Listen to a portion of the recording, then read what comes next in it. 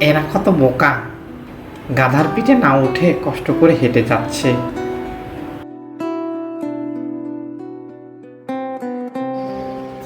মাম, দেখেছ লোকটা কি স্বার্থপর, নিজে আরাম করে বসে যাচ্ছে আর বউকে খাটিয়ে নিয়ে যাচ্ছে।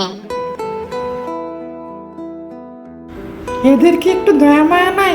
হাতির সমান মানুষ দুটো ছোট্ট একটা গাধার পিঠে চড়ে যাচ্ছে। দেখেছো তোমরা লোকটা কত বউ পাগল, বউকে গাধার পিঠে চড়িয়ে নিজে কষ্ট করে হেঁটে যাচ্ছে।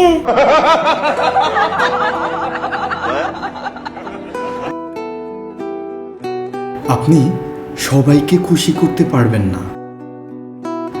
আপনি যাই করুন না কেন, সব সময় এমন কেউ থাকবে যে আপনার সমালোচনা করবে।